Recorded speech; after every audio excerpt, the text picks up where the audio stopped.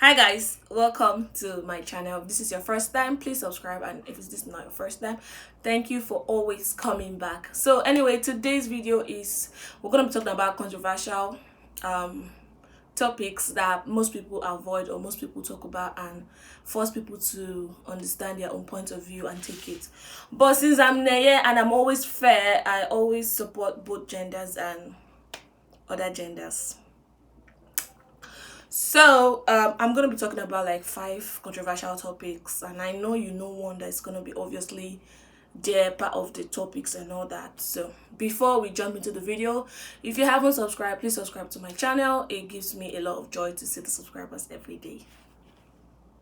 Yeah, it's important to me, very very important to me.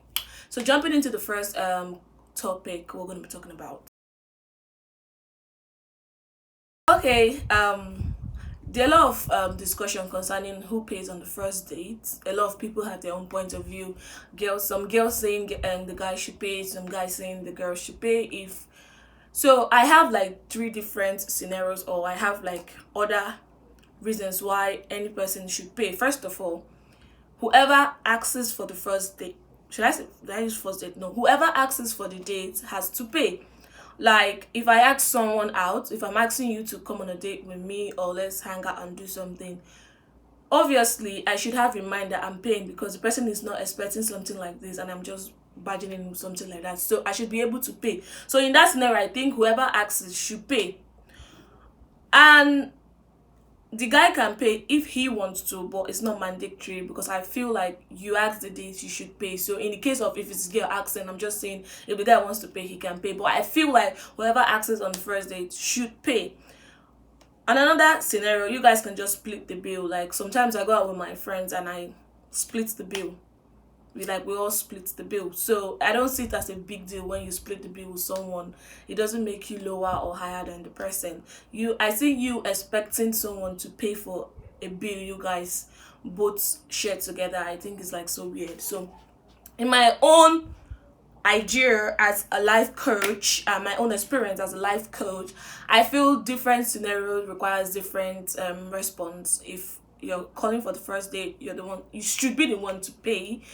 Or if you guys are really close and you're familiar with yourself, you can always split the bill. But if one person wants to be the payer, it's free. You can pay. It doesn't have to be gender-based payment thing where the ladies expect the guys to pay. No, we are all human, so anybody's allowed to pay. That is my own point of view about this thing. So with this my point of view, I think this whole topic about who pays on the date should end because I haven't spoken about it since. That's why people keep talking about it. I know they've been waiting for my point of view. So at this point now, I've said something about it, so I think it should end here. Oh, okay. This is like a question that I've been going on since even right when I've been in school, like university and all that. People always have issues with, okay, I'm in a relationship with you. You shouldn't have an opposite sex as your best friend since we're both in a relationship already. You should be my best friend. I should be my best friend. I feel there are different levels of friendship. If I'm in a relationship with someone, we have a different bond. We have a different friendship. But I have a friend. I have friends too. It doesn't matter the gender of the person that's my friend. So I don't think it's a big deal if you have friendships outside your relationship or you have a best friend that is not the person you're dating, because most times you have best friends before you jump into a relationship and you don't just expect the person to cut off from the person because officially I'm dating you and all that. It's just I feel people find it weird or people complain about the best friend thing because they feel a lot of people mess up in their friendship circle and all that. But it shouldn't mean you should condemn the relationship and the best friend thing. I think it's based on your partner, it's based on what your partner is doing. So I don't think it's a bad idea having a best friend, or because in a case where someone is even being abused in a relationship, the best friend is that right person you speak to. So having a best friend is really important. Like it's really important, and I don't see why, if you are insecure about your spouse having a best friend, I think it's on you, or maybe your spouse is cheating.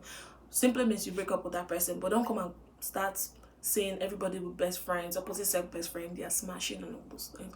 So anyway, that's my point of view. I don't think there's something that harmful or bad in having an opposite sex as your best friend. Sorry, I'm cleaning my face because I'm sweating, obviously. So moving on to the third question. Yes, this is one question that like I have always wanted to answer. Like I have a lot of male friends. I don't really have much female friends. So I get a lot of things like that from them, or a lot of guys. I've worked with a lot of guys. So I get a lot of things like that coming out from them when they say they congratulate themselves on the first date when they have sex with the girl, but consider the girl lose, which is funny because sex is between the both parties. So if we're both doing it, if we're celebrating, we should both celebrate. If one person is being called loose, we should be both called loose, because I think it's not being loose, is I fancy you that night, or I fancy you and I wanted to and then you wanted to. It's maturity, we both did it. So I don't see why one person should be looked down and the other person should be praised. So I think this is where all these feminist things stand up and start shaking the tables and all that.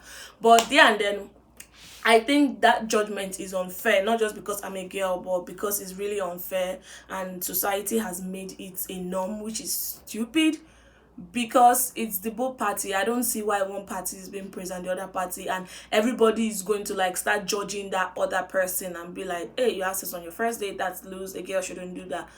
But if a girl doesn't do it, how is the guy going to achieve it since he wants to celebrate it? So I don't know how you guys think about it. But if you look at it from that aspect, if the lady stop doing it, you're not going to celebrate your glory. It simply means without the other party, your glory is useless. So both parties are involved in it and should have equal celebration and rights. Like we both did it. So I don't see why it's like that. I don't even know why I'm talking so fast, but I just want to get down with the video and all that. So moving on to the next question.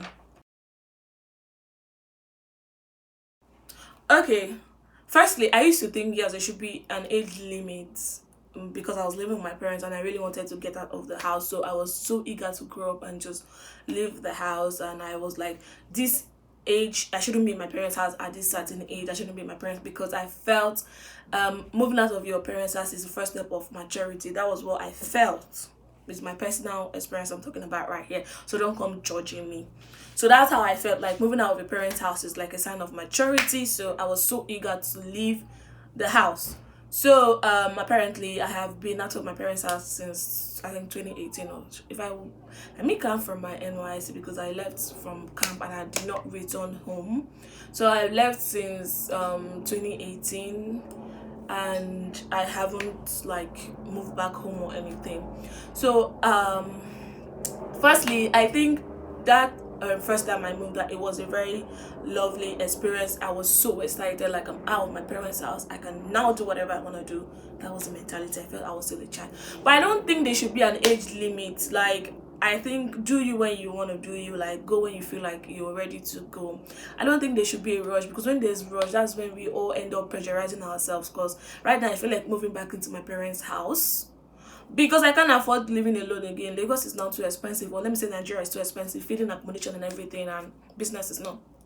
So I don't think there should be an age limit to it. I feel like when you know you can be responsible enough for yourself, I think you should move out. But don't overdo it and go and stay there too long, and your parents will not lose respect and value for you. Because I think Nigerian parents are fond of doing that. They don't really respect you when you are in the house. They don't really know you're growing old. They still see you as their child, their baby. They still want to treat you like a kid, even if you're a grown up. But the fact you're living under their roof, they still see you as a child. So I think that's the major reason why people move out even early as they can. I think that's why they move out, because they don't want to be treated like a child. Because you within yourself, you know you're growing, and but your parents don't see it that way. They still see that, hey, this is my child, this is still my baby. I can still boss him around, ask him weird ass questions. So I just feel that's the major reason why people move out. But I don't think there should be an age limit to it. But it doesn't mean it should overstay sharp. But let's be doing this at the right time. So that's just my own point of view though. So next question, and maybe the last question, I guess. That now to the last question. The question is do you think yeah, celebrities should be held responsible? I think they should be, because a lot of, I'm not saying all, I'm just saying some, and I'm just saying few of the businesses and some things, some Ponzi scheme and a lot of things people invest in or people get involved in is, I think, let's say 75% are because of the celebrities. That's why people jump into it, not because they wanted to. They see the celebrities as an assurance to, I'm saying this based on me owning a business page, and I know I have done several promotion through celebrities, not popular, not really big celebrities, but like upcoming one, and I got a lot of feedback from other people because they trusted those celebrities. And I have almost gone into a Ponzi scheme because of a celebrity. I'm not going to be calling names because I don't know, people get offended by things like that. So, and I know a friend too that got into something and he hasn't been paid up until now because of another celebrity. So I feel they should be held responsible for things like this, because you promoted it. Before promoting it, you shouldn't be blinded by the money they're paying you, and you should research what you are being promoted, because I feel like they don't get called out, or they don't get sanctioned, or they don't get punished for it. So they always feel comfortable to do it and accept any deal they want to do, because they feel like we'll get away with this, nothing happens in this country and nobody really cares. So I feel they should be held responsible, because a lot of Nigerians get into a lot of things. I'm not saying it's their fault, but I'm saying you're convincing me to do something and I'm trusting you because I'm your fan and I know you're this loyal person and I know you don't promote scam, and I feel like, yeah, you know what you're doing. So I'm jumping into this business because of you. So if something goes bad, you should be responsible, at least. Even if you don't, I know you might not be able to get our money or their money back, you should be able to render an apology. But you guys throw away your eyes and act like, hey, I was not involved in it, it was a one-time thing, I just did an advert for them. So I think they should be held responsible for it. The first person they held responsible, I think others will sit up and think about what they do and not just jump in because of the money and all that. So I guess this is where I'm going to end today's video, because if I keep talking about controversial topics, I'm going to keep talking and talking. You know I like talking. So thank you for watching the video up until this place. And if you haven't subscribed after watching me help you in your life decisions, I don't know what you're waiting for, because I don't know. I'm the best person you should have right now on YouTube.